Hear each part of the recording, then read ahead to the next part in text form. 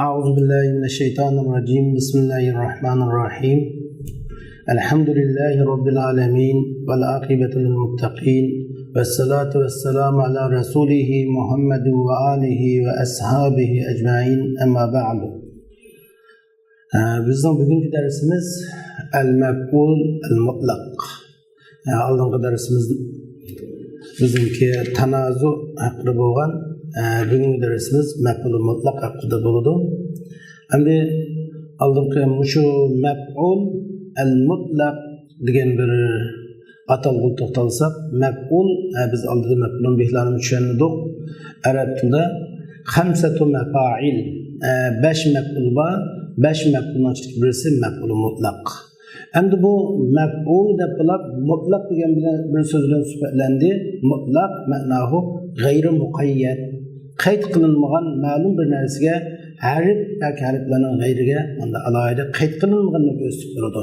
Masalan, o'rindan boshqalari maf'ulun bih desak, bihi unu bilan bo'lgan to'ldiriluvchi deganga o'xshash. Maf'ulun bih desa uning ichida qilingan uning ichida degan gap. Maf'ulun li ajli desak yoki maf'ulun lah deganga o'xshash, maf'ulun ma'ah deganga o'xshash boshqa maf'ullar cho'qim ma'a li ajli fi bih degan ma'lum harf jarlarga yoki uning g'ayriga qayd qilib bog'langan bo'lsa, mana shartsiz bo'lgan maf'ul. Ya'ni bu unda ma'lum bir narsaga bog'lanib qolmagan deganni bildiradi. Unda bo'lsa maf'ul mutlaq degan nima desa, maf'ul mutlaq birinchi savolimiz maf'ul mutlaq degan nima? Ikkinchi savolimiz maf'ul mutlaqning omili nimalardan keladi? Üçüncü sualimiz maf'ul mutlaqning i'robi nima qanday keladi? To'rtinchi sualimiz maf'ul mutlaq nima uchun keladi deganga o'xshash. Adada maf'ul mutlaq deganimiz bu ismun yadullu alal hadas bidun zaman. Zaman uqum bo'lmagan ma'lum ish harakatni bildirgan ismni maf'ul mutlaq deb ataymiz. Cho'qim maf'ul mutlaqda ma'lum ish harakat ma'nosi bor, lekin uning zaman uqum bo'lmaydi. Ya'ni cho'qim pilda ikki xil ma'no o'tdi. Pilda ish harakat hadas bir ma'nosi botdi ve zaman ma'nosi botdi. Masalan, qama desak, tudi desak, qiyam degan turish degan bir ma'no berdi ve o'tgan zaman film o'tgan zaman ma'nosi ham o'tdi. Yaqumu desak, turudu desak, qiyam turish degan bir ma'no chiqdi ve istiqbol yoki hal ichki zamonning birisi uni mavjud bo'lib turibdi. Qum desak, tug'un desak, turish degan bir ma'no chiqdi ve kelgusi zaman ma'nosi chiqdi. Shunga masdarda zaman ma'nosi yo'q, shirkat ma'nosi bor. Pilning ikki ma'nosidan bir ma'nosi bunda mavjud bo'lib turadi. Mana buni biz maf'ul mutlaq deb ataymiz. Endi maf'ul mutlaqning omili nima bo'ladi desa, maf'ul mutlaqning omili 3 narsadan birisi bo'ladi. Ya masdar bo'ladi, yoki ism mushtaq sifatlar bo'ladi, yoki fe'l bo'ladi. Endi maf'ul mutlaqning shu omillari cho'qim masdar bo'ladi ekan, yoki sifat bo'ladi ekan, yoki fe'l bo'ladi. Lekin bu cho'qim maf'ul mutlaq bilan ham ma'nodosh, ham lafzidosh bo'lishi kerak. Yoki lafzidosh bo'lmaganda bu ma'nodosh bo'lishi kerak. Andan maf'ul mutlaq nima uchun keladi? Nimadan keladi degan maf'ul mutlaq cho'qim bir masdardan keladi. Endi masdarning hammasi maf'ul mutlaqlamdi ya. Kullu masdar maf'ul mutlaq emas. Maf'ul mutlaq degan al-masdar al-mansub. Nasb qilgan masdar andin maf'ul mutlaq bo'laydi. Agar u nasb o'qilmasa maf'ul mutlaq bo'lmaydi. Masdar bo'lganning hammasi bu maf'ul mutlaq bo'lmaydi. Endi maf'ul mutlaq odatda nima uchun keladi? Yani 3 xil maqsaddan biri uchun keladi. Bir-birlik ulamolar maf'ul mutlaqni 3 qismga bo'lgan bo'lsa, bir-birlik ulamolar maf'ul mutlaqni 4 qismga bo'lgan. 3 qismga bo'lguvchilar maf'ul mutlaq lit-tawkid, maf'ul mutlaq li naw'il bayan, maf'ul mutlaq lil adad deb nima qildi. Üçkü böldi. Yine bir birlikler bunun birini koştu ki özünün amelinden naib bulup gelgen mef'ulullah. Dep dördüncü bir kısımda o hem oturup koygan. Hem de şunu mef'ulullah kandada ta'kid üçün kelidi o kanda çağda degende mef'ulullah nev'i üçün kelmese ve adet üçün kelmegen çağda ta'kid üçün kelgen buldu. Ama nev'i üçün kelgen çağda mef'ulullah hem ta'kid hem nev'ini bayan kıldı şirketten. Ama adet üçün kelgende hem ta'kid hem onun da şirketten kıtım sayını bayan kıldı. Mesela biz adette mef'ulullah'ın ki ta'kid üçün kelgenini görsek zarabtu zarben desek fahimtu fahmen desek müşünün akaltu aklan degen go'xshash müşünde mef'ulullah'lar mastar mubahem buludu bununda. Ama ta'kid üçün keliş üçün çoğun mef'ulullah süpetlenmesi gerek. Mef'ulullah süpetlenmesi oludu. Mef'ulullah iliplam kirmesi oludu. Mef'ulullah muzabbo'mesi oludu. Mef'ulullah tasni cem'i bo'mesi oludu. Mef'ulullah fa'lat ve fi'lat veznleri kemesi oludu. Mef'ulullah vahdatning ta'si bilan kamagan bo'lsa, bu chog'da mef'ulullah buna bu ta'kid uchun kelgan bo'ladi. Mutlaq ta'kid uchun ham keldi, undan boshqa g'arazda bunun mavjud emas. Masalan, fahimtu darsa fahman desak, fahman mef'ulullah. Bu ta'kid uchun kelgan, chunki bu muzaf emas. İliplam yo'q va shundaqla buningda izofalik shakli yo'q. Tasdiq jam'i emas. Degandek bu asla hammasi buni tepilmaydi, ta'kid uchun kelgan bo'ladi. Endi mef'ulullah adat uchun keladi, tasdiq jam'i bo'lsa yoki salla bilan kelsa yoki fa'lat vazni bilan kelgan bo'lsa yoki ta'al vahdat bilan kelgan bo'lsa mef'ulullah bu chog'da adat uchun kelgan bo'ladi. Navi uchun keladi, mef'ulullah sifatlansa yoki mef'ulullah muzab bo'lsa yoki mef'ulullah tasdiq mef'ulullah mushu fi'lat vaznida kelgan bo'lsa bu vaqtda mef'ulullah navi uchun kelgan bo'ladi. Buning tafsiloti keyin chiqadi. Endi musannif rahimahulloh bizga deydiki mef'ulullah o'shandir. Al masdaru ismun ma siva zamani min ma'lulayil fi'li ka amnin min amin bimislihi aw fi'lin aw wasfin nusib ve kavnuhu aslan lihazaynin tuhib. Musannif rahimahullah deydiki masdar degan nima desa masdar degan fi'lning ishki ma'nisidan zaman ma'nisidan boshqa ma'noni bildirgan ism. Aminadan chiqqan amnin o'xshash, xotirjam bo'lish degan o'xshash. Fi'lning endi ishki ma'nisi birisi bayon menda o'tdim, sharkat, hadas ma'nisi, yana birisi zaman ma'nisi. Mesela aminada ishki ma'ni bor. Xotirjam bo'ldi, amin bo'ldi desak, amin bo'lish va shundaqla o'tgan zamonda amin bo'lganlik zaman ma'nisi edi. Amn desak, amn desak, xotirjam bo'lish, amin bo'lish degan bir ma'nisi bor. Buni masdar deymiz. Bimislihi aw fi'lin aw wasfin nusib. O maf'ulun mutlaq, ya'ni masdardir, maf'ulun mutlaq maqsadında. Maf'ulun mutlaq bo'lgan masdar o'zining o'xshagan masdar bilan yoki bir fe'l bilan yoki bir ism mushtaq bilan nasb qiladi. Bundan turib oldik. Maf'ulun mutlaq cho'qim masdardan keladi ekan. Uning maf'ulun mutlaqning i'robi nasb bo'ladi ekan. Uning amili 3 narsaning birisi bo'ladi ekan. U bo'lsin birinchisi masdar, uning amili bo'lib keladi ekan. Uningki amili masdar bo'ladi ekan yoki fe'l bo'ladi ekan yoki sifat bo'ladi ekan deganni biz buni ko'rib oldik. Endi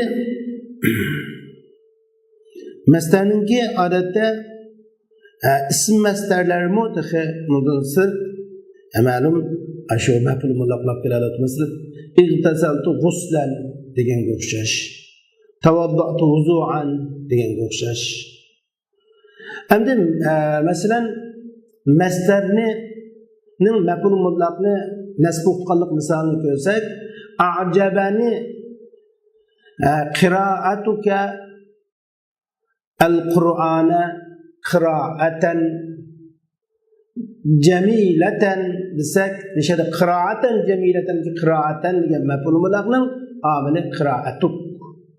Sening Qur'onni nayt chiroyli shaklda o'qiganliging meni hayron qoldirdi degan o'xshash. Yoki a'jabani kitabuka a'jabani kitabatuka a'jabani kitabatuka kitabatan desak jamilatan desak sening chiroyli yozganliging meni hayron qoldirdi deganga o'xshash. Mana shu kitabatan degan maf'ul mutlaqningki amili kitabatun degan masdar bo'ladi. Yoki fe'ldir o'qandi, uning amili fe'ldir. Buna ait misoli ko'p, buni ko'p uchraydi. Endi masalan jalastu julusan deganga o'xshash. Jalastu qu'udan deganga o'xshash. Chunki maf'ul mutlaqning amili o'z lafzida shuludu, lafzida ham ma'nida shuludu, yoki lafzi bir bo'lmasa ma'nida shuludu. Dedik, bu keyinda bir xil murodibat babini bir chiqdi. Endi maf'ul mutlaqning sifatdan bo'lg'ini ana jalisun julusan. Chuqumman o'ltirguchi. Endi ta'kid o'lab turdi maf'ul mutlaq ta'kid o'lab turdi degan vaqtimizda maf'ul mutlaq ta'kidning qaysi turiga degan ta'kid lafzi qismiga kiradi. Masalan bu sifatdan ismi fa'il, ism maf'ul, sigatul mubalagha, sifat mushabbah, ism tabzillar hammasi mana bu shu ism mushu 5 dona shu sifatning hammasi maf'ul mutlaqdan amil bo'lib keladi. Endi mesela sifat mushabbah misal asaq ana hazinun huznan shadida, men qattiq g'amkin deganga o'xshash. Kini yurdi hammaga misol keltirsak kiradi.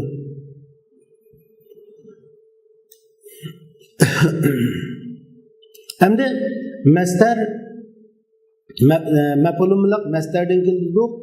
Bu o'zining amilini ta'kidlab keladi yoki amilining turini bayon qilib keladi yoki qatim sonini bayon qilib keladi dedik. Endi uning amili chuqum fe'l yoki masdar ya sifat dedik, lekin fe'l bo'lganda chuqum ulamalar deydiki, fe'l mutasarrif bo'lsin deydi. Fe'l tam amillab kelmaydi. Masalan, fe'l tam amillab fe'l mutasarrif tam.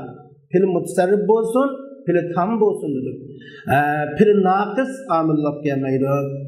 Kana o'xshash ve fe'l mulg'a zannafat va ilg'a qiladi, bular amillab kelmaydi ilg'a qilingan vaqtida.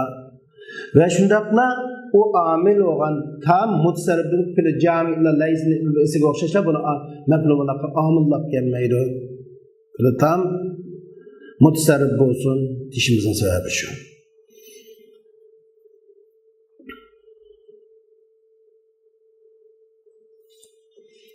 Endi bekda yana bir gap chiqqan, shu va kaunuhu aslan li hazaynun taqib.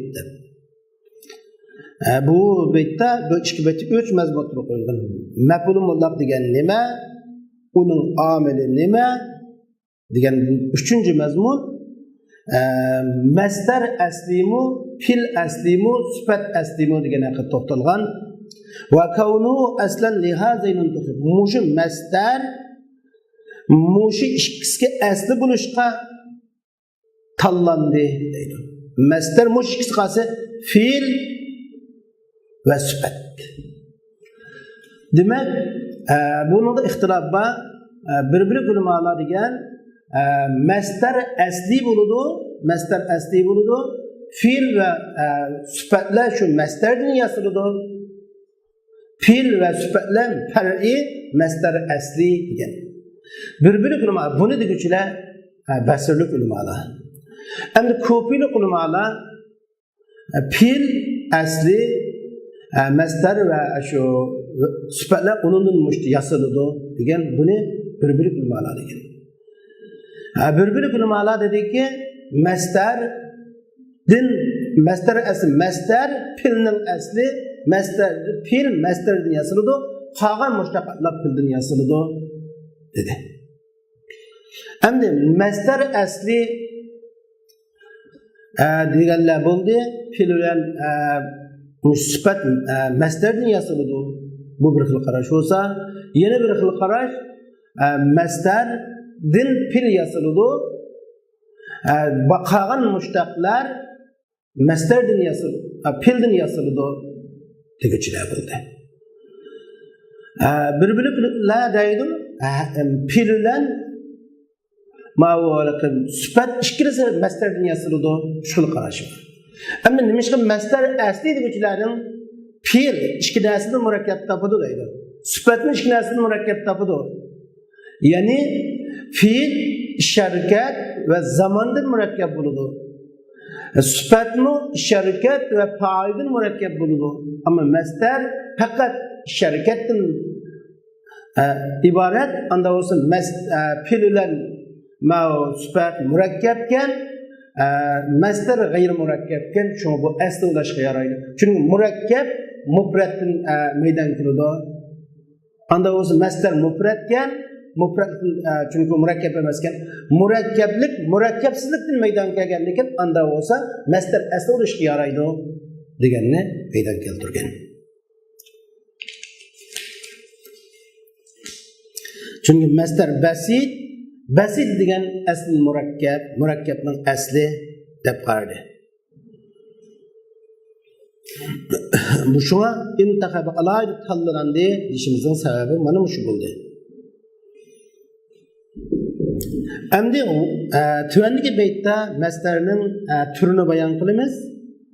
Tawkidan aw naw'an yubinu aw adad kasirtu sayratayn sayr zi rashad. Bu maf'ulun mutlaq ta'kidni bildirib keladi. Yoki ish harakatning turini bayon qilib keladi, yoki ish harakatning qatim sonini bayon qilib keladi. Sirtu sayratayn sayra zi rashad. Men ikki qatim mangdim, to'g'ri yo'l topquchi mangandek debdi. Anda bo'lsa, maf'ul mutlaq bu ma'naviy foydasidan 3 qismga bo'lindi. Amilini ta'kidlab kelish, bu ta'kidlab deb ataldi. Ish harakatning turini bayon qilib kelguchi bo'ldi. Ve şundakla adetini bayan qilib kelguchi bo'ldi. Biz buni bayan bir qatim to'xtaldik. Endi maf'ul mutlaq ta'kid uchun bo'lib kelganda qaysi ta'kid bor bo'ldi? Ta'kid labziy bo'ldi. Bayan dedik, cho'qim o maf'ul mutlaq ta'kid uchun bo'lib kelish asli bo'ldi. O sifatlanmasin dedik. Sifatlansa bo'lmaydi. Sifatlanmasin, shundaqla tasni jam'i bo'lmasin, muzab bo'lmasin dedik. Mesela kellemallah Musa teklima. Allah Musa Aleyhisselam'a hakikaten söz dedi. Desek teklimen bir şey mutlak oludur. Çünkü bu teklimen bir adet süperlenmedi. Ya ki tesni cemi bulmadı. Ama tesni süperlenip kalsa, ya ki muzab bulap kalsa, ya iliplam koşulap kalsa, ya ki fialet vezindeki kalsa, bu çağda bu mutlak nevi için gelgen buludur. Ta'kidni ifodalashdan biriga. Masalan, i'mal amala salihin. Salihlar amal qilgandek amal qil desak, i'mal fil amri fa'il zamir mustatir taqdiru anta amal maf'ul naql muzaf as-salihin muzaf ilay.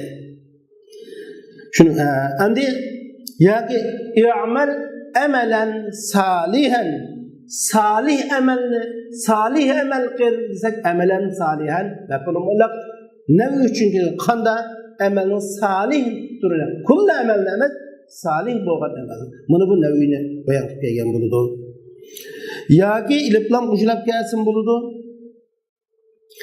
masalan ijtihadtu al ijtihada yani bu iliblam ahdi desak mutakallim bilan muhatap o'tirsida tunishlik bo'lgan bir tirishchilikni ko'rsatmoqki, ijtihodiy. Men mushundaq tirishdim. Men mushundaq bir shaklda tirishdim deganga o'xshash. Masalan, ijlis jilsatal qari o'quvchi o'ldigandek o'ldirdim. yoki jalastu jilsatan men bir xil shaklda o'tirdim. Bir xil shaklda o'tirdim deganga o'xshash shartlarni o'ylab bayon qiladi. Endi adat uchun keladi. Endi maf'ul mutlaq tasnif jam'i bo'lib turib, navi uchun kiramda kelmay desa, mashhur qarashga asosan keladi. Agar o tasnif jam'ilikni bulishtirib bo'lgan maqsad maf'ul mutlaqdagi shartlarning qatim sonini bayon qilamiz, navini bayon qilishgan. Masalan, sirtu sayran sayr Umar va Ali. Sayray sirtu sayray Umar va Ali. Men Ali va Umarning minishida mangdim desak, sayray degan Umar mangan shaklda bir mangdim, Ali mangan shaklda bir mangdim. Yoki sirtu sayral aqili. Men aqil odam mangandek mangdim deganga o'xshash. Ishxil aql odamning ishxilning shaklini o'qtirgan holatni ko'rsatib turadi. Shunga o'xshash. Ammo uningda bo'lmaganda cho'qim tasniy bo'lsa, maf'ul mutlaq yoki maf'ul mutlaq jam'i bo'lsa, shartning qatim sonini bayon qiladi, yoki fa'lat vazni kelsa, bu shartning qatim sonini bayon qilib keladi. Masalan, jalastu jalsatan men bir qatim o'ltirdim deganga o'xshash. Yoki ta'al vahdat bilan kelgan bo'lsa, yoki bir qatim deganni sifatlab kelsa, masalan, jalastu julusan wahidan men bir qatim o'ltirdim degan bo'ldi. Munchaqim fa. Bu adat uchun kelgan bo'ladi. Yoki endi shu akramtu ikramatan men bir qatim hurmatladim. İkrametendeki ta'al vahdet.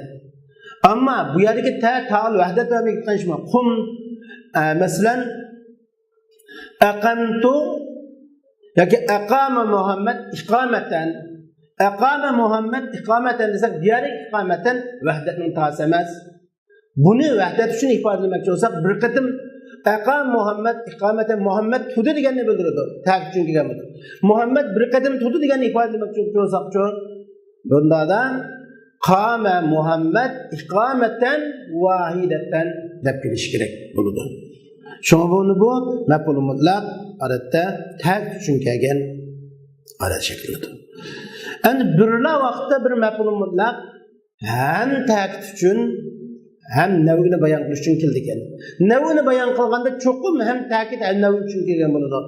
Adatni bayon qilgan cho'qim ta'kid va adat birga bog'lanadi. Lekin ta'kid uchun g'inat ayrim qilgan ahvol bor. Masalan, akramtu ikraman deganga o'xshash. Faqat ta'kid uchun kelgan bo'ldi bu yerda. Akram ikramatan o'zcho bu chaqda bu ya ikramatayn o'zi ta'kid ham adat uchun kelgan bo'ldi. Akram ikraman shadidan esa ben qattiq hurmatdan esa ta'kid ham navini bayon qilish uchun kelgan bo'ladi. Endi birla vaqtda maf'ul mutlaq ham ta'kid, ham nav'i, ham adatni jug'lab kelalamtu. 3 ish birla vaqtda jug'lishamtu. Masdardan g'araz uchgan, uchinchisini bir vaqtda ifodalanib bo'ladi. Qira'atul kitaba qira'atayni nafi'atayni. Qira'atul kitab qira'atayni nafi'atayni. Endi maf'ul mutlaq ne uchun kelganda ta'kid ma'nosi va adat uchun kelganda ta'kid ma'nosi bo'lganligi uchun buni qira'atul kitab qira'atayni nafi'atayni cho'qim bu maf'ul mutlaq bu yerda ta'kidni ifodalab beradi. Ikkinchi, men foydali ikki qatim o'qidim bo'lgandan keyin cho'qim qira'atayning tasniy kelganligi kitobni ikki qatim o'qishni bag'allig'idan iborat adabni ifodalab turadi. Nafi'atayni bilan sifatlanganligiga asosan cho'qim bu o'qish ikki qatim o'qishning turi foydali o'qish shakli bo'libdi. Navi uchun kelgan bo'ldi. Buni bu qira'atul kitob, qira'atayn nafi'atayinda maf'ul mutlaqdan bo'lgan 3 g'arazning hammasi joylashgan bo'ladi.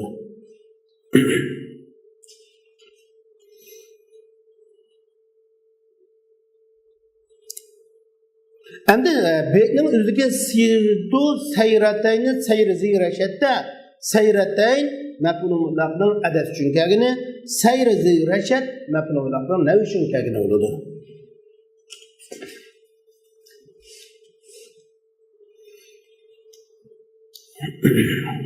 Navbatda maf'ul mutlaqqa naib bo'lib qiladigan narsalar. Maf'ul mutlaqni o'zi kelmay, niyobatan maf'ul mutlaqlab qiladigan bir necha turni kirib o'tamiz. Wa qad yanubu anhu ma alayhi dal. Kajidd kullal jidd wa farahil jazal. Şu maf'ul mutlaqqa dalolat qilgan narsalar maf'ul mutlaqqa naib bo'lib qiladi. Ma yanu qad yanu anhu ma alayhi dal. Şu maf'ul mutlaqqa dalolat qilgan so'zlar maf'ul mutlaqqa naib bo'lib qiladi. Buni irob niyobatan maf'ul mutlaq deymiz. Masalan, jidda kullal jiddi. Sen butunlay astoydil bo'l. To'liq takamul tirishqin yoki astoydil bo'ldi. Kullal jiddi kullal naib maf'ul mutlaq. Ve brahil jazal. Sen hakikaten sen şu xurşab muşundaq xuşal oldu. Sen muşundaq xuşal oldu. El jazal bir yerden nevini bayan, iş hareketinin nevini bayan qilish uchun kelgan, hay'at uchun kelgan bo'ladi. El jazal el parah degan ma'noda mana buni ko'rib olamiz. Va brahil jazaldan ikki maqsad qilinadi. Maf'ul mutlaq ma'noda el jazal naib maf'ul mutlaq. Bu bir ilm bilan qo'shilib kelganlik uchun hay'atni bayon qilish uchun kelganlik buni tushunib olsak bo'ladi. Ana vaqtda ikki misoldan boshqa ba'murisi bor. Birinchi maf'ul mutlaq naib bo'lib turgan narsaning birinchisi maf'ul mutlaq muradif. Shu vabrahil jazal muradif maf'ul mutlaq bilan nima? Labzidash emas, ma'nidashlab kelgan. Muradif labzi muxtalif, ma'nisi muttafiq bo'lgan. Jalastu qu'udan deganga o'xshash. Mesela müşahede sururtu perhan desek, perhan, esa sururtu sururan desek, perhan naib mef'ul mutlaq deb i'rob berdi. İkincisi mef'ul mutlaq taşlanıp mef'ul mutlaqning sifati qiladigan ahvol bor. Mef'ul mutlaqning sifatimi mef'ul mutlaqning o'rni naib bilan qo'yildi. Arab tilida sifat mavsufni o'rniga keladigan ahvol bor. Odatda sifat kelib mavsuf hem sifat ikki xil maqsad qilinadigan ahvol bor. Masalan, uhibbul arabiya desek, uhibbul lug'atal arabiya degan ma'noda, uhibbul arabiya desek, arab tilini deb lug'atni birga qo'shib tarjima qilamiz, shunga o'xshash. Endi sifat odatda maf'ul mutlaqning sifati maf'ul mutlaqning o'rniga qo'yilgan ahvol bo'ldi. Masalan, fahimtu shadidan, fahimtu fahman shadidan. Şadiden mef'ul mutlaqning ki sifati fahimtu şadiden taşlangan mef'ul mutlaqning sifati deb tarkib qo'ysak bo'ldi. Yoki naib al mef'ul mutlaq al mahzuf. Taşlangan mef'ul mutlaqni naiblab kelgan desak deb i'rob berdi. Har kuni şadidanni mef'ul mutlaq deb tarkib berilmaydi.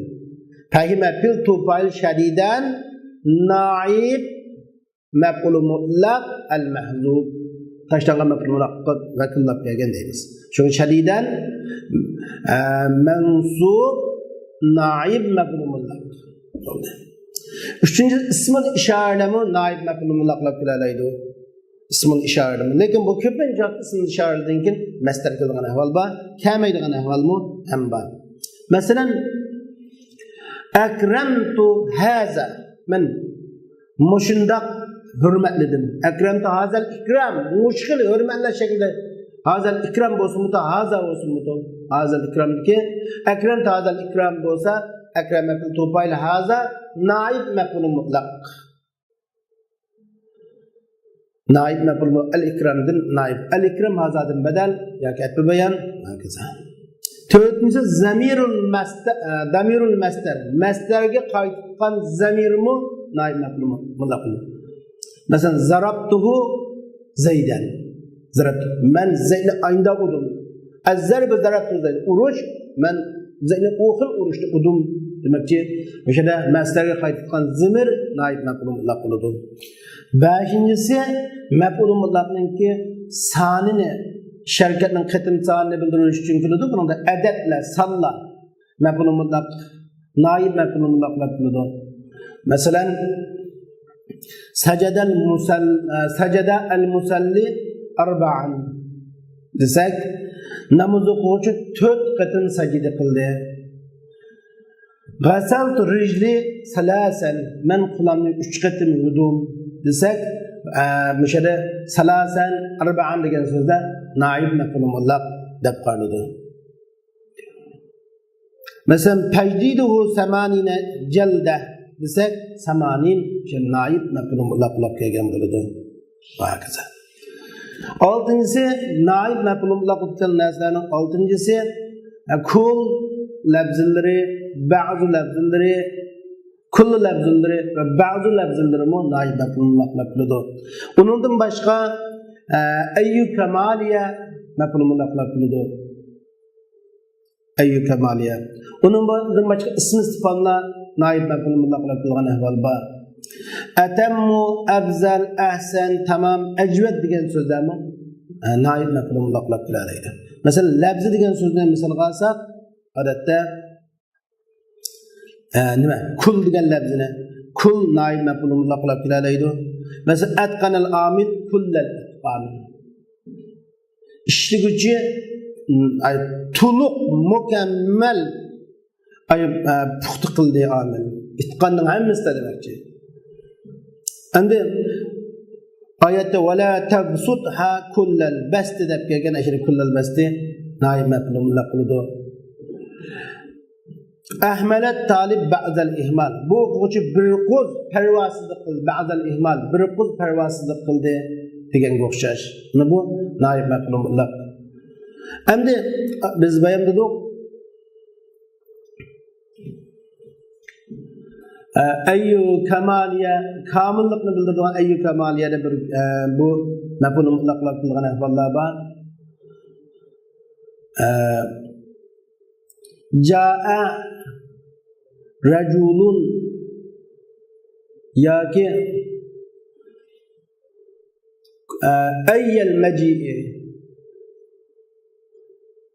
bu şu tuluq keldi. Endi erdigan yerim tutgan şu ahvol yo'q. Yoki ja'atullab ayyal maji o'quvchilar butunlay keldi. Kelishning hammasi keldi. Kamaliyani bildirdi. Buningdan boshqa nakirasining keyinga kelib sifatilgan ahvoldan bor. Ja'a rajulun ayyu rajulin erdak er keldi. Ra'aytu rajulan ayyu rajulin erdak erni ko'rdim.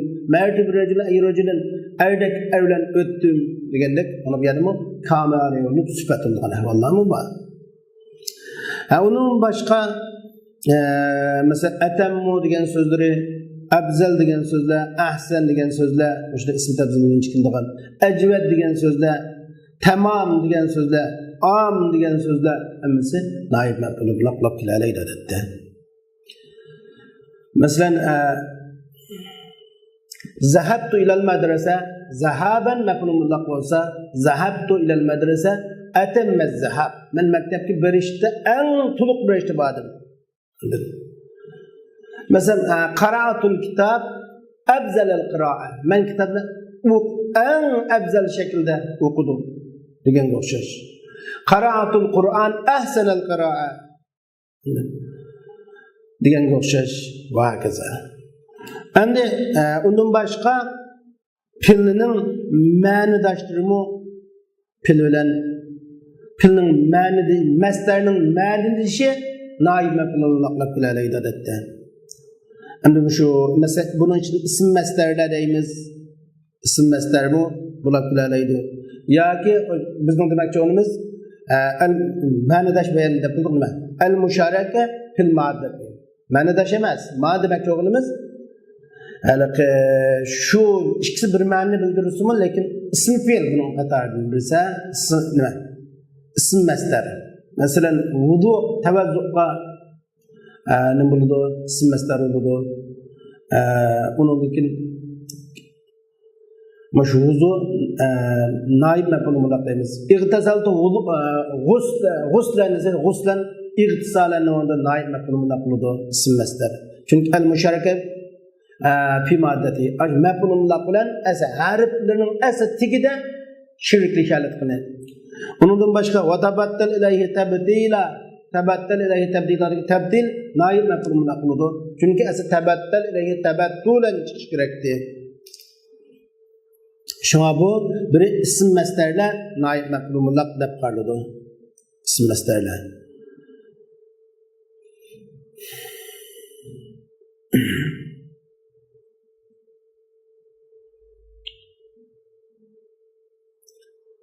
Bunun başka adette malum bir şu adetki isimlamı isim masdarlar naib mef'ul mutlak qildi. Allahu anbatakum minal arzi nabata desek nabaten nişede ziraat ve ziraatın gayrıdın özküçü bir şeyinin ismi. Şuna ismi zatını bildirgen söz naib mef'ul mutlak qildi. İşimizin sebebi şu. Bu yerde bir isim masdar naib mef'ul mutlak qildi. Yoki yana bilak bir filning masdari yana bir filga mef'ul mutlak qilib kelsa buni naib mef'ul mutlak deymiz. Masalan, tabtil, tabattul degan masdarning o'rniga kelganga o'xshash. Ism zat, muayyan bir zat, muayyan narsaning ismini bildirgan zat. Ism ma'na emas, ism zatdan maqsad ism ma'na emas, ism zatlar, ism aynlar mef'ul mutlak qilib nabat. Bu endi shu ziraat ve ondan başka her qanday ungücü narsaga ism bo'lganligi uchun şu buni nabatini naib mef'ul mutlaq deb qaraymiz. Ondan başka masdar degan bir harakat, ish harakatidir. Aşı ish harakatning nav'ilerden bir nav'ini bildirgan so'zmi mef'ul mutlaq. Mef'ul mutlaq bo'lib qildigan masdarning mef'ul mutlaq bo'lib qildigan şu masdar bir ish harakat. Şu iş hareketinin türüdün bir türünü bildirten mesleğimin naib mef'ul mutlaq qildi. Mesela raca'atu ruju'an. Raca'atu ruju'an men qaytdim degan bo'ldi. Ruju' faqat qaytishni bildirdi. Ammo raca'atu al-qahqara desak men orqacha qaytdim. Orqamcha qaytdim degan. Orqacha qaytdim degan bo'ldi. Orqacha oldiga keyincha qaytib manganni ko'rsatib turdi. Buni qahqara degan qaytishni bildirdi. Qaytish türünün arka tarafçı qaytqanligini ko'rsatib turadigan orqasichi bilan oldini qilmay bundan manganni ko'rsatib turadigan mef'ul mutlaq. Buni aytib ko'p bunlarni. Yana birisi shu mef'ul mutlaqlardan odatda shu tashlangan mef'ul mutlaqning ma'nosini mavjud qilish uchun ishlatilgan qurollarning ismimi mef'ul mutlaq bo'ladi. Naib mef'ul mutlaq bo'ladi qurollarning ismi. Masalan, zarabtu Muhammeden savten desek ben Muhammed udum kamçılı udum diyor. Ben Muhammed'e kamçılı udum desek hem şöyle savten gibi bir terk ettiğimiz bir şey ne? Zarabetli topayl zarben zarab meşedeki zarabetli topayl Muhammed'e mef'ulun bir savten ne buludu? Desek naib mef'ulun oldu ki zarba savt kamçıda uğandek udum ne oldu? Kamçıda udum, kamçılap udum diyor bende. Kamçılı uğandek udum. Ya ki zarabtul kurata ra'san men topni başta udum onda da nişede ra'san esa zarbar ra's beşte uğandek topni udum demekçi bunda şuna o'xshash. Mana bu mef'ul naib mef'ul mutlaqdan naib bo'lib chiqqan narsalarni ko'rsatib turdi deymiz. Shu mef'ul mutlaq o'zi mef'ul mutlaq tashlanib mef'ul mutlaqqa dalolat qilgan narsalar kelgan ahvol bor. Endi navbatda mef'ul mutlaq qanday chog'da tasniy jamiy bo'lsa bo'ladi, qanday chog'da tasniy jamiy bo'lsa bo'lmaydi, yana qanday chog'da mufrad keladi degan haqida to'xtalamiz. Wa ma li tawkidin fawahhid abada wa sanni wajma ghayrahu wa afrida. Bununla qo'shib yana bir savolni bilan qo'shib turib, maf'ulun mutlaq o'zining omilini kendi kasb bilan bo'lmamdi degan haqida to'xtalamiz. Maf'ulun mutlaq ta'kid uchun kelgan joyda tasniy jam'i bo'lmaydi. Yana bir maf'ulun mutlaq ta'kid uchun kelganda omilning oldiga kelmaydi. Sabab nima? Nima ishqa maf'ulun mutlaq ta'kid uchun kelgan tasniy jam'i bo'lmaydi? Nimişqa taq üçün kelganda omilni oldiga kelmaydi degan bir savolga javob chiqdiki, maf'ul mutlaq taq üçün kelganda buni biz taqni lafziy qatordan tiqdik.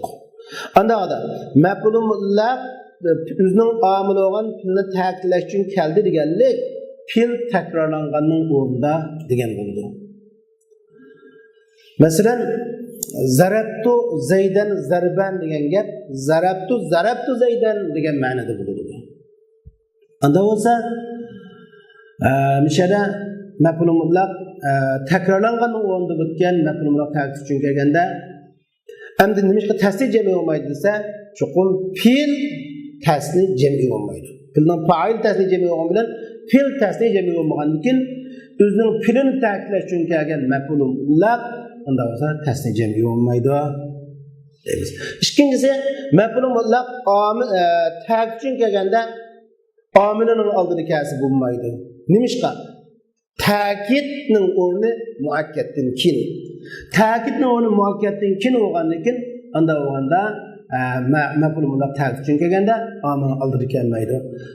Zarban zarabtu zaydan deb kelmaydi.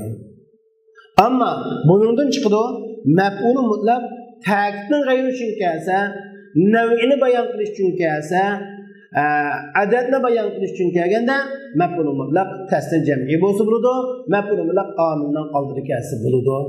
Mana kullu munqalibin yanqalibu deganga o'xshash buni oldida keldi bu yerda maf'ul mutlaq kelsa bo'ladi. Shuna musannif rahimahulloh bu haqda deydi. Va ma li tawkidin fabahid abada. Ta'kid uchun kelgan maf'ul mutlaqni mangu birlik keltiringki, ikkilik keltirmang. Va sanni wajma g'ayrahu. Ta'kid uchun ta'kidning g'ayrida kelganini, ta'kid uchun kelmaganini, ta'kidning g'ayrida kelganini ikkilik qilsangiz bo'ladi, ikkilik qilish lozim kelsa, ko'plik qilsangiz bo'ladi. Buningdan chiqdiki, ta'kidning g'ayri nimidanda adad va nav'i uchunde. Anda adad uchun kelganini tasniy jami qilishda mushkuli yo'q. Masalan, darabtu zarbayn, salas darbat yoki darabat deganga o'xshash tasniy jami bo'lsa bo'ldi ekan. Anda nav'i uchun kelganini cho'disi, nav'i uchun kelganini biz bayonlab o'tdik. Agar sharkatning nav'i uchun kelganini tasniy jami bo'lsa bo'ladi, sharkatning qatim sonini bayon qilish emas, uning tasniy jami bo'lishi faqat sharkatga mana turini bayon qilish uchun kelgan bo'lsa, saytu sayray Ali va Umar deb keltirganga o'xshash bo'lsa bo'ladi. Va aprida va u nav'i uchun kelgan va adad uchun kelganni birlik qilsangiz bo'ladi. Birlik keltirsangiz bo'ladi mufrad. Darbatan bir qatim, darbatayn ikki qatim deganga o'xshash. Darbatan shadidatan nav'i uchun kelgani.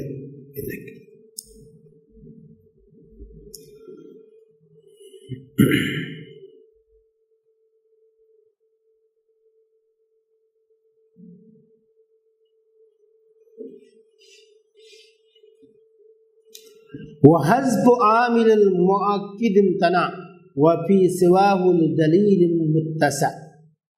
Endi navbatdagi bayt maf'ul mutlaqning omilining tashlanishi durust degan haqida to'xtalamiz. Maf'ul mutlaqning omilini tashlatish durust. Ham durust bo'lmaydigan yana bor, durust bo'ladigan ham. Hazfu amilil muakkid imtana va fi siwahu li dalilin muttasa. Ta'kid uchun kelgan maf'ul mutlaqning omilini tashlash cheklandi, joiz holatda tashlash cheklandi. Tashlasak-mı bo'ladi, tashlamasak-mı bo'lgan ahvol yo'q. Tashlanishga bo'lmaydi. Yoki tashlanmasken vojib tariqada tashlansa bo'ladi, joiz shaklda tashlansa bo'lmaydi deymiz. Lekin vojib holatda tashlanishi cheklanmaydi. Lekin joiz holatda tashlanishi cheklangan bo'ladi. Ta'kid uchun kelgan maf'ul mutlaqning.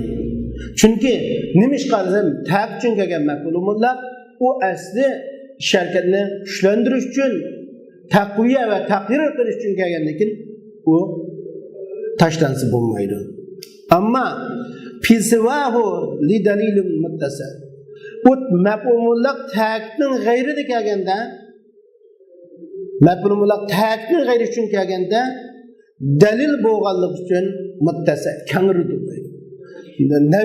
nevi üçün yoki hay'at üçün kelgan chaqda tashlanganligiga dalil bo'lsa tashlansa bo'ladi.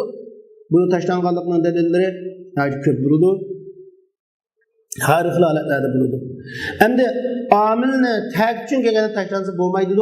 Masalan, zarabtu zarban desak, zarab qilib zarban zaydan deb munda kelib qolmaydi. Bu kelsa, cho'qim bu tag uchun kelgan emas, omilning o'rnidan tashlangan omilga noib bo'lib kelgan desak bo'ladi o'chadi. Noib bo'lib kelgan deb qaraymiz o'chadi. Endi hozir biz shu dalil bo'lsa tashlanganligi dalil bo'lsa tashlansa bo'ladi. Hem tashlanganlikning dalili yoki maqali bo'ladi yoki hali bo'ladi. Lafzi dalil bo'ladi yoki hali bo'ladi. Masalan, maqali dalil deganimiz, masalan bir odam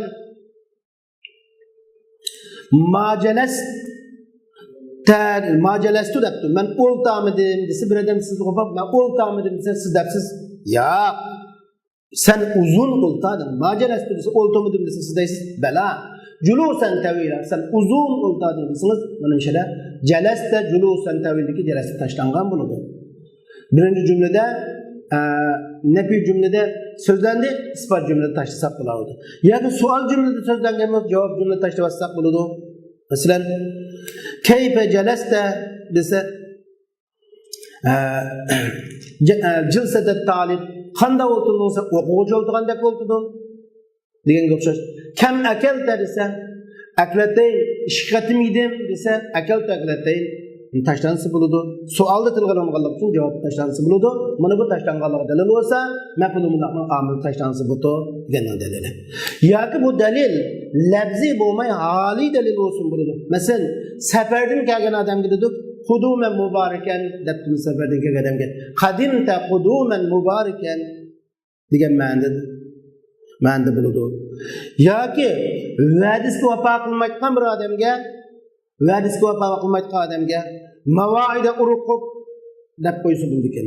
Endi mavoida urqub degan bu bir asli zarbi masal ustida mafhumullah.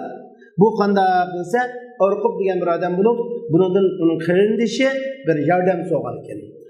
Menga bir yordam qilsang, bir narsa bersang degandan xurma chechaklaganda biray debdi. Xurma chechaklaganda ekan, xurma g'ur bo'lganda biray debdi. Xurma g'ursi bo'lgan chaqda pishqanda biray debdi. Pishqanda kelgan chaqda qaqqan chaqda xurmani qaqqanda biray debdi. Qaqqanda ekan, qurib gul bo'lgan chaqda biray debdi. Gul bo'lgan chaqda allaqachon yushirin uningdan o xurmalarni yo'tkab olib ketib bo'libdi bag'dan. Shuning bilan bu odamga ismi urqub bo'lg'achqa, mushu va'dasga xiloflik qilgan odamlarga va'dak sen va'danga xiloflik qilding sen yoki sen va'danga xiloflik qilsan deguchilarga mushu maf'ulum mavaid urqub degan so'z maqol tamsil qilib so'zlangan. Demak, bir bilinsa maf'ulumlarning omili tashlansa bo'ladi deyishimizning sababi mana shu. Endi maf'ulumlarning omili ta'kid uchun kelgan maf'ulumlarning omili tashlansa bo'lmaydi, lekin uning g'ayrini tashlansa bo'ladi. Navi uchun kelganning yoki adat uchun kelganning deb buni dalil so'zladik. Endi ta'kid uchun kelganning qat'iy tashlanmamdi desa tashlanadi. Ta'kid uchun kelganning tashlanadi omili shu maf'ulumlar oyi tashlangan omilga noib bo'lib kelsa. Bu tuvanda tafsiloti o'tirib yuradi. 5 xil holatda maf'ulumlar o'zining omilga noib bo'lib keladi. Buni ayrim bir tur qilib so'zlaganlarmi bo'ldi? Maf'ulumlar ta'kid uchun keladi, navi uchun keladi, adat uchun keladi va tashlangan omilga noib bo'lib keladi deb 4-chi tur qilib so'zlaganlarmi bo'ldi? Yoki buni shu 3 turning ishiga kirgizib o'tganlarmi bo'ldi? 3ligichilar shundan qator kirgizib o'tdi, 4ligilar ayrim bir tur qilib so'zladi. Maf'ulumlar ta'kid uchun kelgan maf'ulumlarning omili tashlanadi. Shu maf'ulumlar omiliga noib bo'lib kelsa deymiz. Shuni deymizki buni wal hazfu hatmun ma'atin badala min fi'li kanadlan allaz kandula degan o'xshash. Endi bunun asosli dalili qasi degan qoidasi masdar filga noib bo'lib kelish kerak va filning o'rnida kelgan bo'lish kerak. Mushqil holatda maf'ul mutlaq noib maf'ul mutlaq deymiz. Maf'ul mutlaqning omil tashlanadi. Masdar filga noib bo'lsin, yine filning o'rnida kelsin va filning badallab kelsin dedi. Endi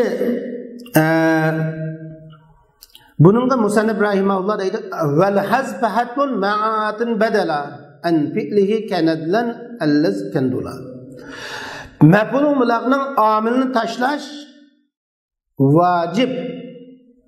O maf'ul mutlaq o'zining filining o'rnida filga noib bo'lib kelgan chaqda. Nadlan deganga o'xshash undulandiki nadlan deganga o'xshash. Nadlan undul degan filga noib bo'lib kelgan. Shukran masalan ba'zi joyda shukran keladi. Shakartuka shukran yoki ashkuruka shukran deganning o'rnida shukran deb keladi. Shuningga o'xshash. Endi bu maf'ul mutlaq yoki jumla inshoida o'zining omiliga noib bo'lib kelib omili tashlanadi. Yoki maf'ul mutlaq jumla ixboriyada omiliga noib bo'lib kelib o chaqda omili tashlanib keladi. Endi jumla inshoiya va jumla ixboriya degan tafsil to'xtalganimizda jumla inshoida to'rt xil holatda maf'ul mutlaqning omili tashlanadi. Birinchisi maf'ul mutlaq amr filga dalolat qilib kelgan chaqda omili tashlanadi. Masalan bil validayni ihsana deganga o'xshash. Bil validayni ihsonda ahsin bil validayni ihsana ota-onangga yaxshilik qil degan bo'ldi. Ikkinchisi nahiga dalolat qilib kelgan chaqda uningki omil tashlanib keladi. Masalan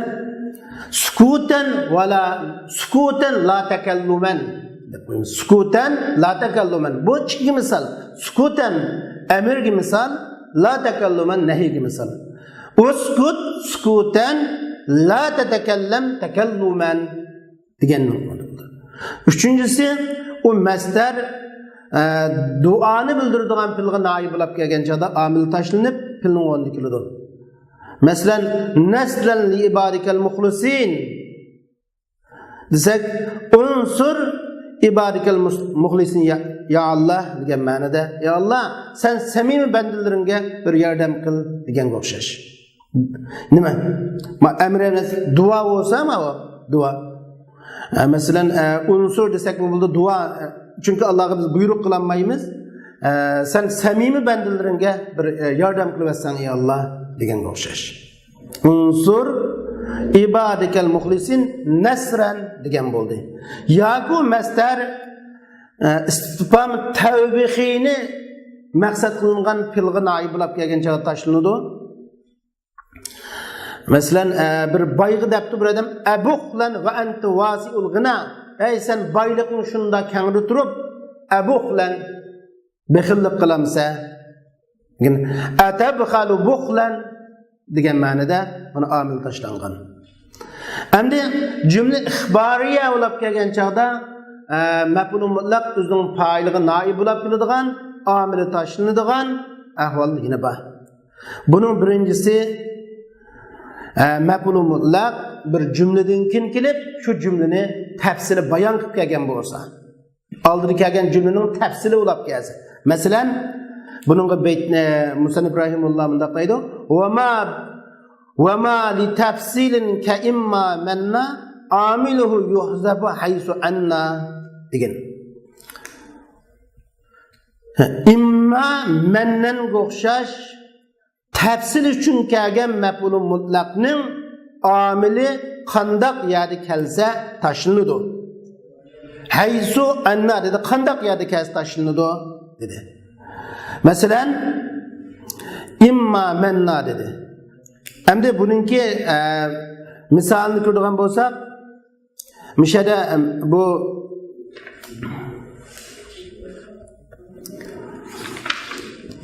Endi Arablardan kul qoidilik tashlanib qayri va Arablardan anglangan yerlari va Arablardan anglangani hamdan shukran deganga o'xshash. Endi ma qoidilik bo'lgani shu masdar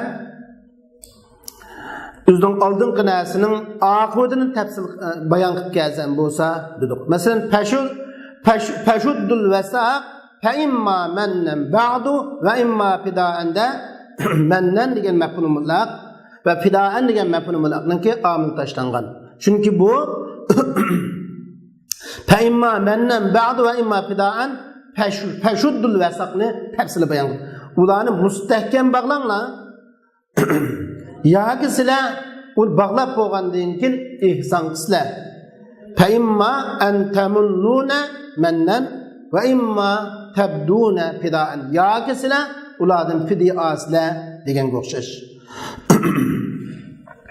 İkincisi maf'ul mutlaq mukarrar takrorlanib kelgan bo'lsa va yoki hasr egasi bo'lib kelgan bo'lib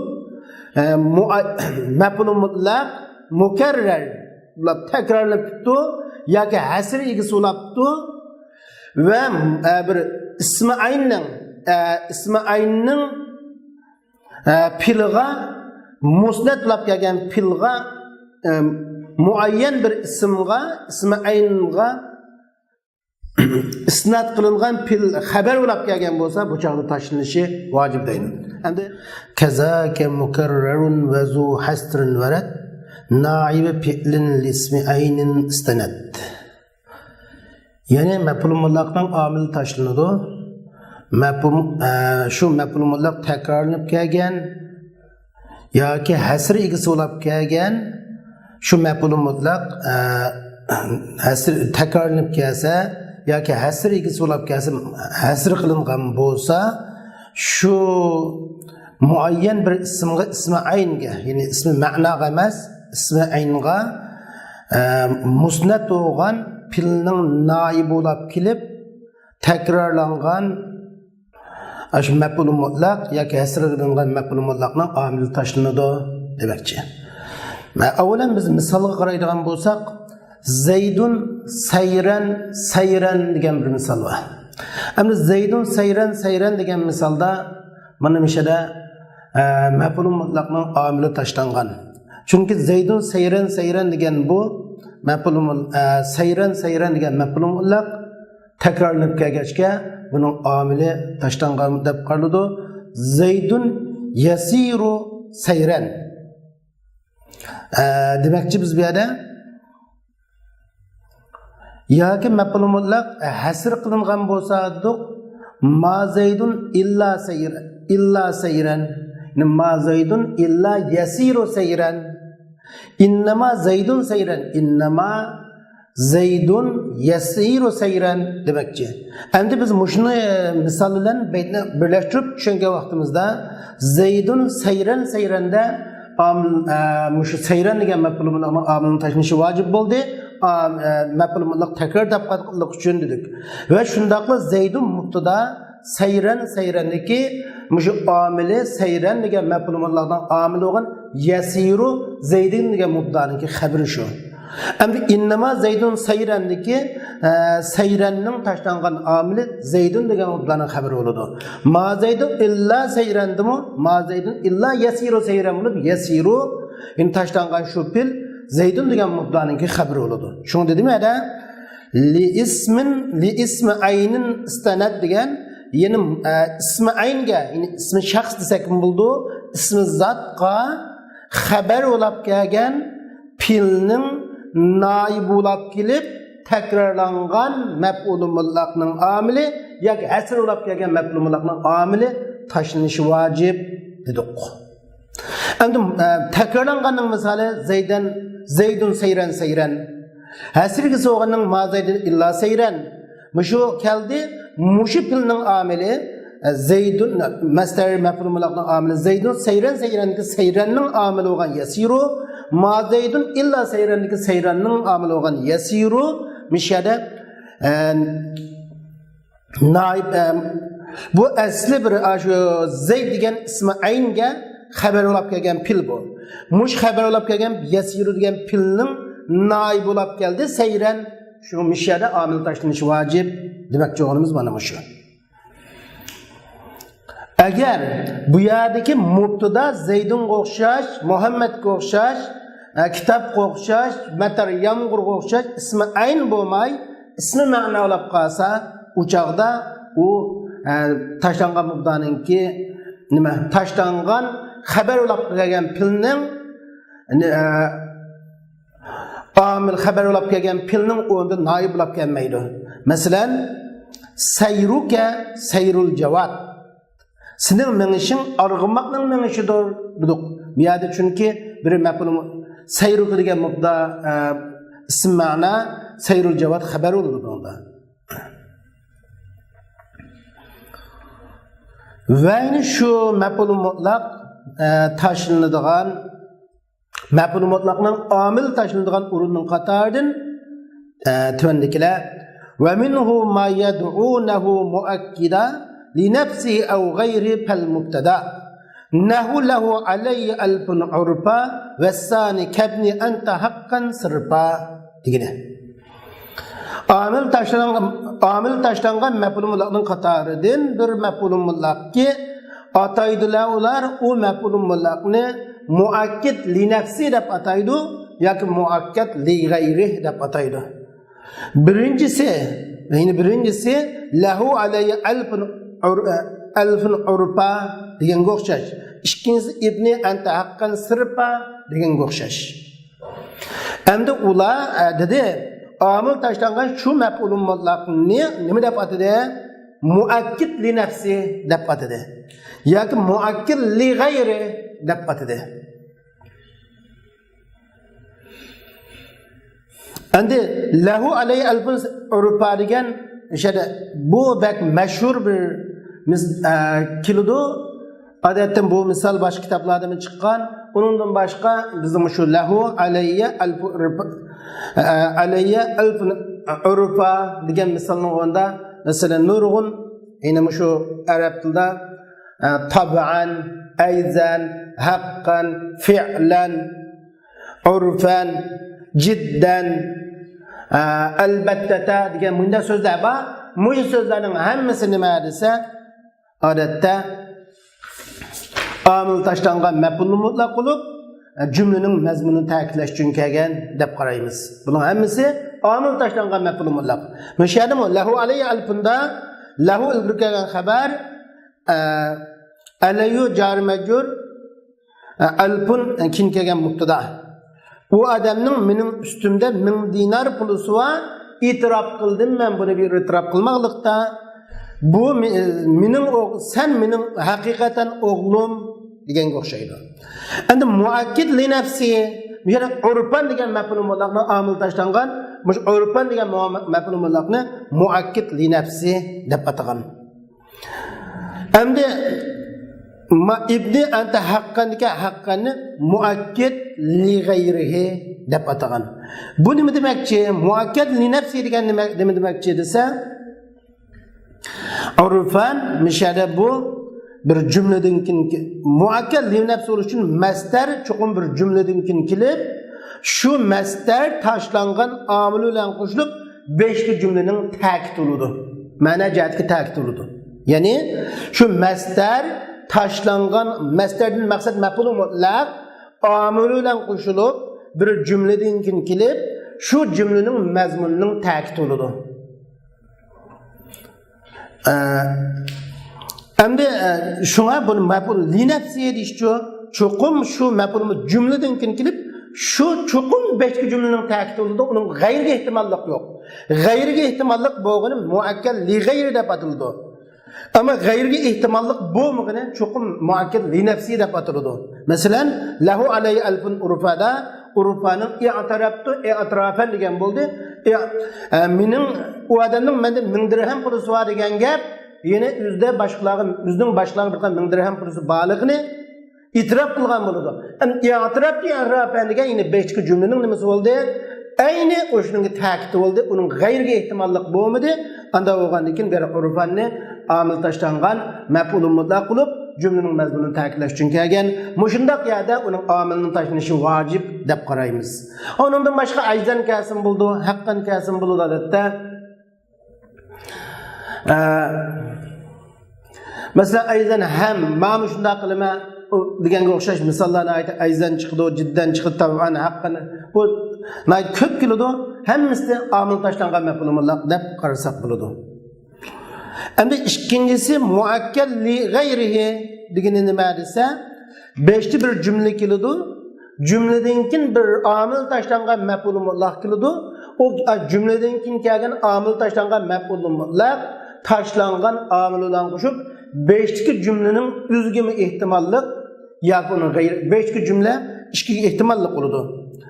Ya'ni o 5 jumladan chiqqan mazmun bilan keyingisi 2 ehtimollik bo'lgan bir holat bor. Masalan, anta ibni sen mening o'g'lim degan gap bu rost o'zining o'g'li bo'lishiga ehtimollik, o'zining o'g'li bo'lmasligiga ehtimollik bo'ladi. Chunki majazan sen mening o'g'limning o'rnida demak bo'lishi mumkin. Bir odam o'zining o'g'li emasmi, "Voy balam" degan bo'ldi.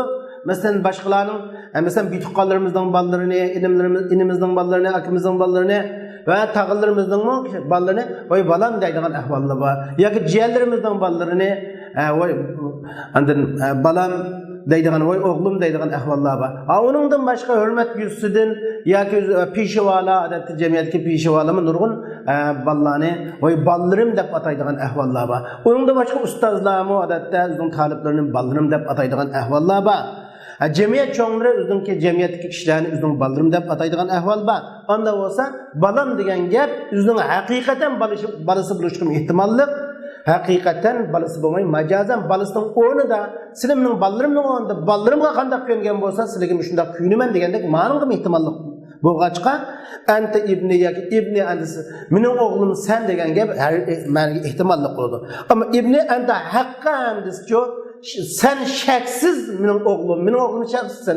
Undan boshqa hech qanday g'ayri ehtimollik yo'q. Shunga muakkad li g'ayri desi ibni antiga o'xshash so'zning o'zining balasi bo'lishiga ehtimollik, o'zining g'ayrining balasi bo'lishiga ehtimollik o'xshash mundaq misollarda kelgan haqqan, fi'lan, jiddan, ayzan degan o'xshash so'zlar omil tashlangan maf'ul mutlaq deymiz. Maf'ul mutlaq li g'ayri deyishimiz 5 jumlaning şu cümlenin özünden çıkan ma'niga ehtimollik, uning g'ayriga ehtimollik bo'lganligini o'xshatin muakkal li g'ayri deb atadi. Ammo lahu alay alfun urfani buni muakkal li nafsi deb atishimiz chunki lahu alay alfun u odamning menda 1000 dirham puli bor degan gapning ikkinchi bir ma'noga ehtimollik yo'q. Boshqa ma'noga ehtimollik bo'lmaganligi shu buningdan kim kelgan urfan degan maf'ul mutlaq li nafsi deb atadik.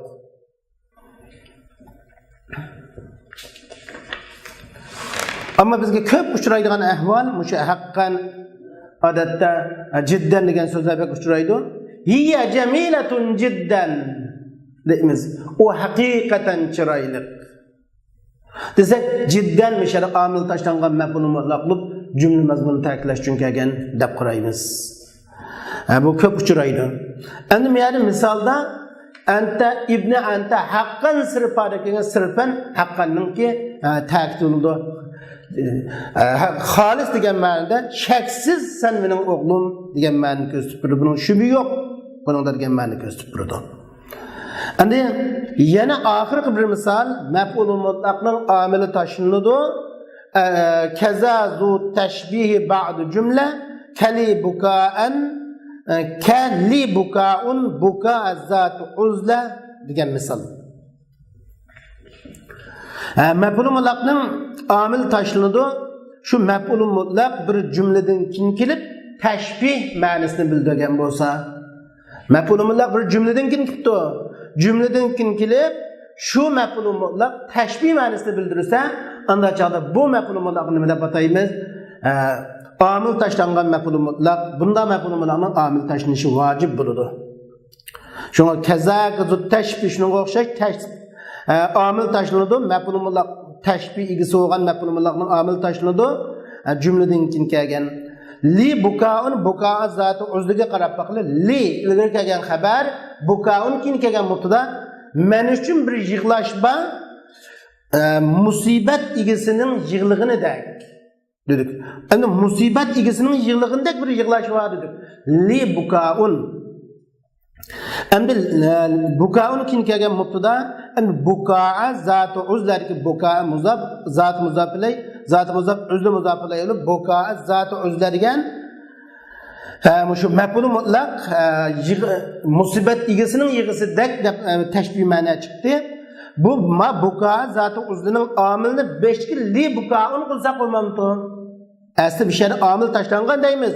Li bukaun yabki buka zatı uzlan. Mana uchun bir yig'lash borki, yig'laydi odam musibat egisi yig'lagandek demek chiqdi. Endi bir şeyde mavi li bukaun buka zatı uzlargan ki ma ikkin buka zatı uzlargan mef'ul mutlaqning amilini li bukaun degan masdar qilsak bo'lmamdi degan bir savol kelib chiqdi. Chunki mef'ul mutlaqning amili masdarmi bo'ladida, sifatmi bo'ladida, fe'lmi bo'ladida desa, bu savolga javob beramizki, mef'ul masdar amal qilishining sharti cho'qib o masdar o'zining fe'liga badallab kelgan bo'lishi kerak. Filning o'rnida kelgan bo'lsa-da, li bukaun buka zati uzarki li bukaun o yerda biz o'zining filining o'rnida kelgan emas. Ya'ni filga noib bo'lib kelmagan shunglashqa. Chunki filga noib bo'lib kelsa li bukaun o chaqda taqdir qilsak nima bo'ladi? Li bukaunni taqdir qilsak li yasiru li nima li yabki li baka desa o jumla bo'lanmaydi o chaqda. Şunu bir yerde buka ameliyatda o bir amilga, özünün piliga naib bulab kamiga, onun o'rnida kamigacha shunglashqa bu buka zati uzlarga bukaninki nima so'lanmaydi, amil bo'lanmaydi. Shunglashqa buka zati uzlarning amili mahzub tashlanishi vojib deymiz. Endi buning bir necha shart keldi. Shu cho'qim 5 ta bir cümle ötken buluş gerek. Cümle ötken buluş gerek. Şu cümlede mef'ul mutlaqninki şu cümlede mef'ul mutlaqninki ni bildiritgan söz mef'ul mutlaqning ma'nisi buluş gerek ve mef'ul mutlaqning ma'nan faili 5 cümlede buluş gerek. Mesela li bukaun buka zati uzluda li bukain degan cümlede mef'ul mutlaqning ma'nisi var. Li bukaun yig'lash degan bir ma'no bor ashada. Va shundaqli ma'nan faili 5 cümlede o'tgan bo'lish kerak degan gap. Yig'lash degan shu li bukaun zati uzlada ma 5 bukata ma'nan fail bor deymiz. Yig'lash ashada bir adam ashu.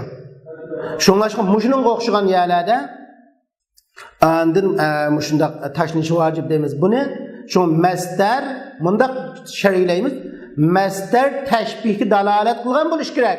Birinchi sharti masdar tashbihga dalolat qilgan bo'lish, jumladan kin kelgan bo'lish kerak. U jumla masdarning fa'ilini va masdarning ma'nosini o'z ichiga olgan bo'lish kerak va u jumlada masdarda amal qilgan narsa bo'lmasligi kerak. Mana shu 5 shart. Birincisi masdar tashbihini dalolat qilsin dedik. Buka zati o'zida tashbihga dalolat qildi. Jumladan kin kelgan bo'lsin dedik. Li buka degan jumladan kin keldi.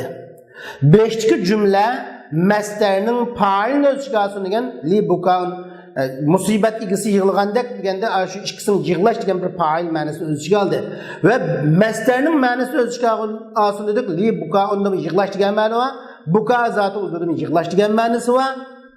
Ve shundaqla u 5-ki cümlede masdar bo'lgan mef'ul mutlaqda amal qilayotgan holat bo'lmasin dedik. Li bukaun buka zati uzluda buka zati uzluda amal qilinmaydi. Nimish amal qilinmaydi desangiz, chunki masdar amal qilish uchun filga noib bo'lib kelish kerakdi. Li bukaun ma'lum bir filga bu, ya'ni noib bo'lib kelgan o'zining fili bo'lgan baka yabki degan filga bu nima bo'lib kelmadi? Badallab uning o'rnida kelmadi. Shunglashqa bu amal qilinmaydi. Mushundaq yerda maf'ul mutlaqning amili tashlanishi vojib bo'ladi. Li bukaun buka zati uzda deganga o'xshash deymiz. Yana bu shu masdarlarning amil tashlanadigan o'rinlardan birisi masdar g'ayri mutasarrif bo'lsa, Bu çağda amil taşınışı vacip buldu. Masdar gayri mutasarrif bo'lsa degan nima degan bo'ladi? Desak, masdar gayri mutasarrif deganimiz u alad davom maf'ul mutlaq deb ishlatiladigan maf'ul mutlaqning g'ayrida ishlatilmaydigan so'zlarning amil taşlanadi. Bu samai hisoblanadi. Masalan, shuning qatoridan subhanallah, ma'azallah, labbayka, sa'dayka degan o'xshash mana bu so'zlar ala davom maf'ul mutlaq bo'lib ishlatiladi. Subhanallah, subhanallah deb subhanallah davomli maf'ul mutlaq. Ma'azallah davomli maf'ul mutlaq.